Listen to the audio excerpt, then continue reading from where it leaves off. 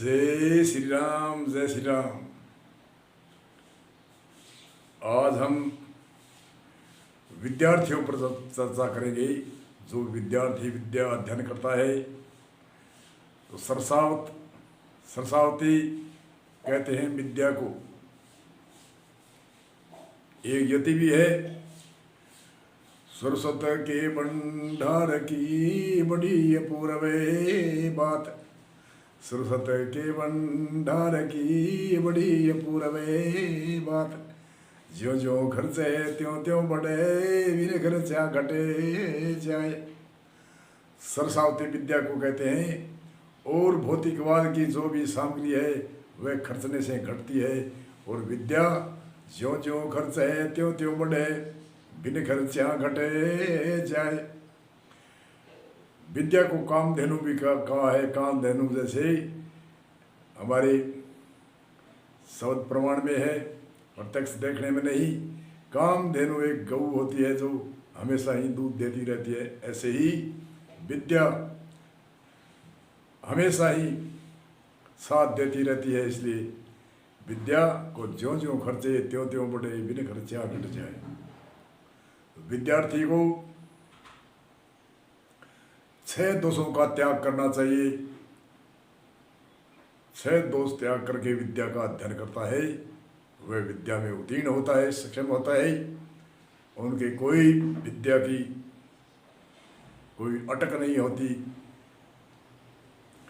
सुखी व्याधि आलसी कुमति रसी बहु सोय। सुखी अधिक जो शरीर को सुख चाहने वाला है वह विद्या अध्ययन नहीं कर पाता। शरीर के अनेक सुखों से मैं बैठता हूँ तो मैं कष्ट पाता हूँ, सुबह जल्दी उठता हूँ तो कष्ट मानता है। अनेक तरह की तैयारियाँ जो स्कूल विद्यार्थी जो विद्यालय का जो भी काम करता है उनमें दुख मानता है, तो वह विद्यार्थी कामयाब नहीं होता। उन जो शरीर से शरीर जो प्रतीक्षा कहते हैं, सर्दी गर्मी को सहन करके जो विद्या को अध्ययन करता है, सुख की चाहना नहीं करता है। शरीर से कष्ट मिले कुछ भी मिले, परंतु विद्या में सक्षम, समय पर उठना, समय पर सोना, समय पर नहा धो करके विद्यालय में जाना, और विद्यालय में गुरुजनों को प्रणाम करके उनमें नम्रता का भाव रखना, और नम्रता के भाव से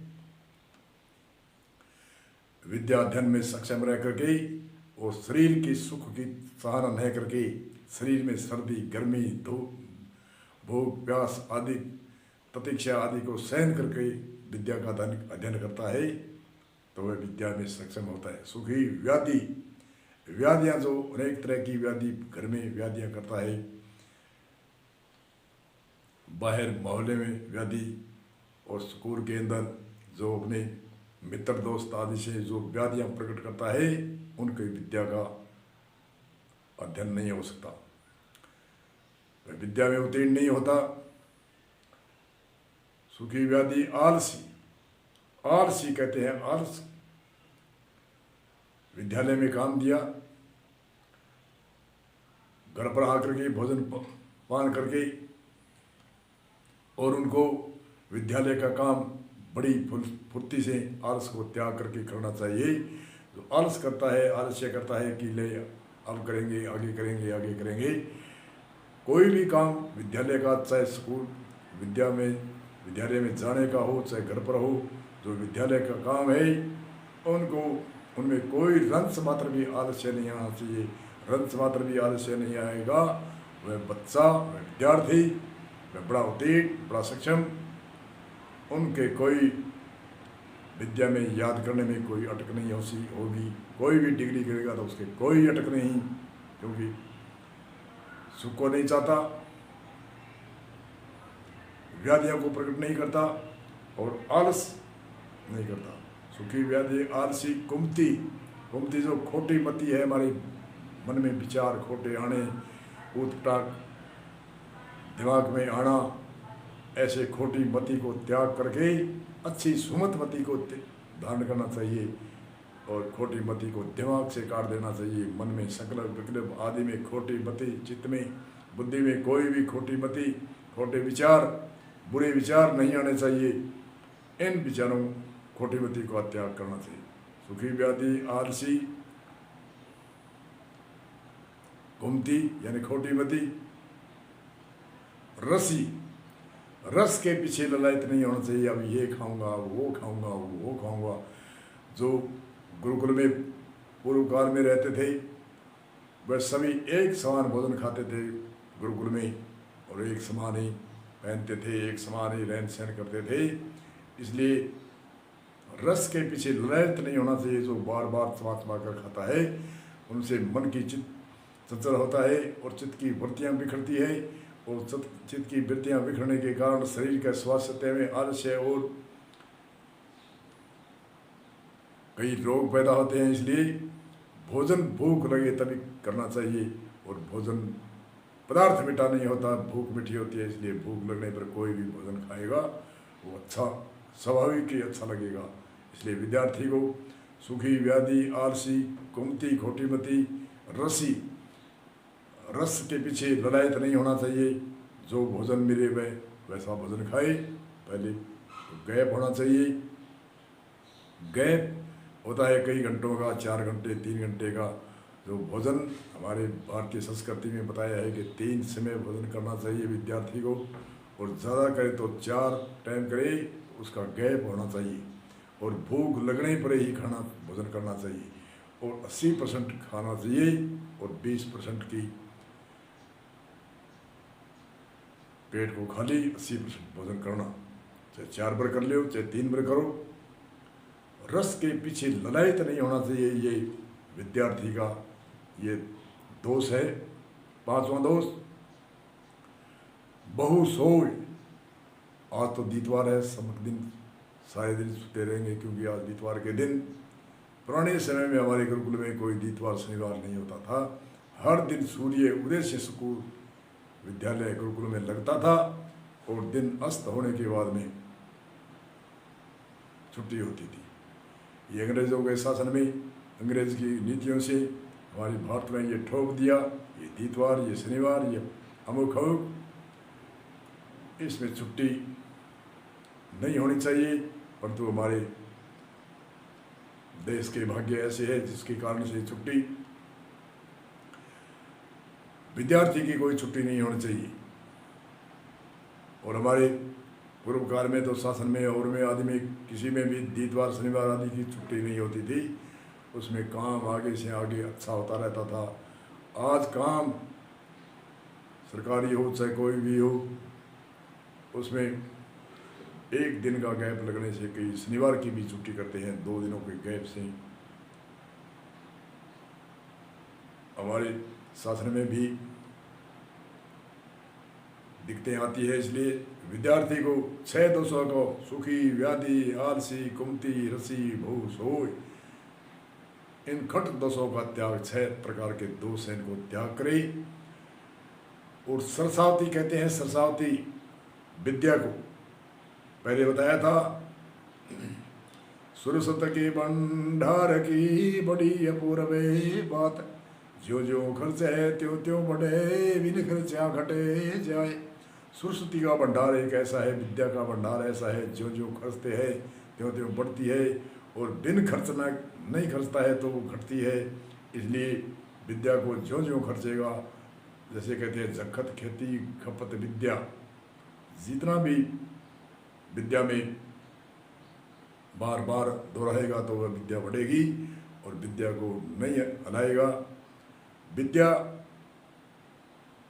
जो हमारे प्रेरणा ऋषि मुनियों ने दी, सरसावती की मूर्ति की से प्रेरणा दी कि ये सरसावती है, ये वीणा लिए है।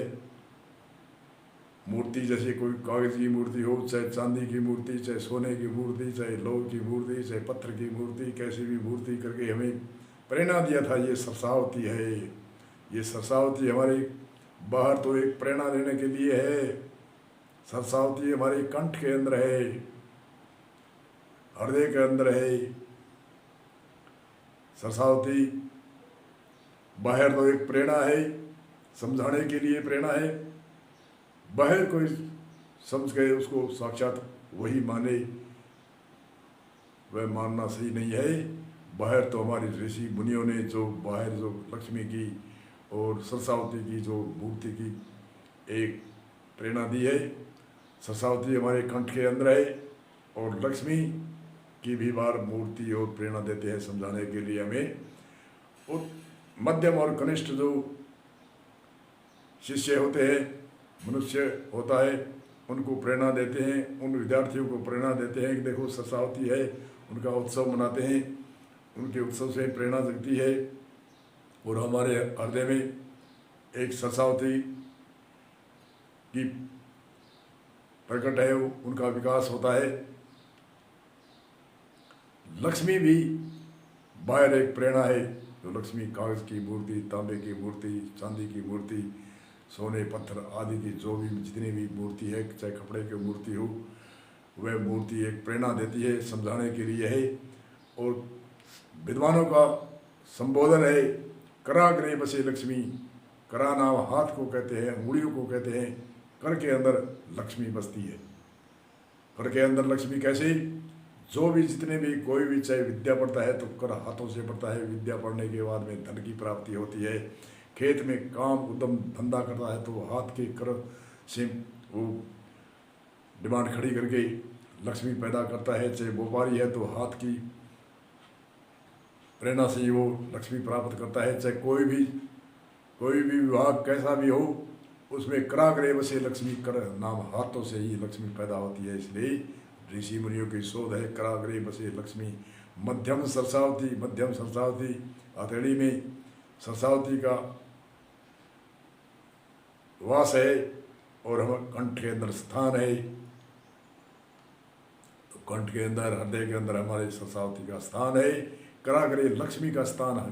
कर नाम हाथों से ही सब कुछ डिमांड खड़ी करके कोई भी, चाहे विद्यार्थी हो, चाहे किसान हो, चाहे व्यापारी हो, चाहे कोई भी अधिकारी, नौकरी सरकारी प्राइवेट कोई भी करे, तो परंतु हाथों से ही करना पड़ता है। सब काम हाथों से होता है, चाहे कारीगरी हो, चाहे शिल्प कारीगरी हो, हाथ से ही सब कुछ लक्ष्मी घर में आती है। घर में लक्ष्मी मतलब उसकी सुविधा, सुख सुविधा हमारे, कोई एक कागज़ के पैसे कोई लक्ष्मी नहीं कहते। हमारी जो सामग्री है, जो हमारे जीविका के लिए जो भी वस्तु मिलती है, उनको लक्ष्मी, ये लक्ष्मी है। ये कराग्रे बसे लक्ष्मी, यानी हाथों से ही मेहनत करके सब कुछ हाथों से करता है। चाहे शिल्प कारीगर हो, चाहे कोई भी नौकरी छोटी मोटी सरकारी प्राइवेट कोई भी हो, चाहे किसान हो, चाहे विद्यार्थी है तो विद्यार्थी हाथों की मेहनत से पढ़ता हुए आगे धन की प्राप्ति, लक्ष्मी की प्राप्ति करेगा। तो कराग्रे बसे लक्ष्मी, मध्यम सरस्वती, ये संत ऋषि मुनि संबोधन करते हैं। तो इसलिए बारे जो प्रेरणा है उनको भी समझना और बारे की प्रेरणा को अपने हृदय और कंठ के अंदर विद्या को धारण करना और 6 दोषों का त्याग करना। सुखी, व्याधि, आलसी, कुमति, रसी, बहु सो, ये 6 दोष है, इनका त्यागना। अधिक सुख की इच्छा नहीं करना, सुखी व्याधियान प्रकट नहीं करना, सुखी व्याधि आलसी, आलस का त्याग करना, सुखी व्याधि आलसी, कुमति खोटी मति दिमाग में नहीं आनी चाहिए, सुखी खोटी मति, रसी रस के पीछे ललायत नहीं होना चाहिए। और बहु सो या अधिक 8 घंटे 9 घंटे से ज़्यादा विद्यार्थी को नहीं सोना चाहिए।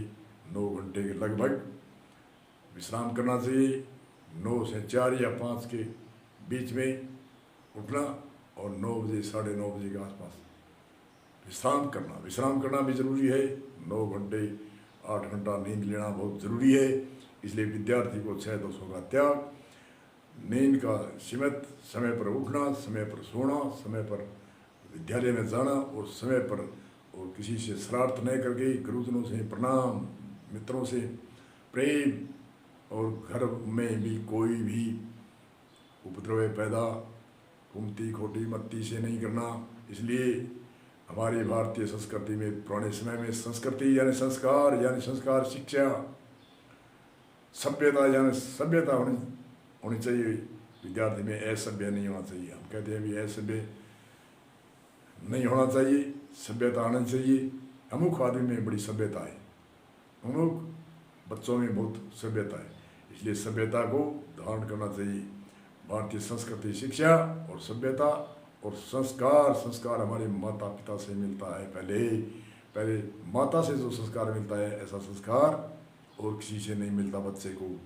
पहले माता से नींव लगती है संस्कार की बच्चे की।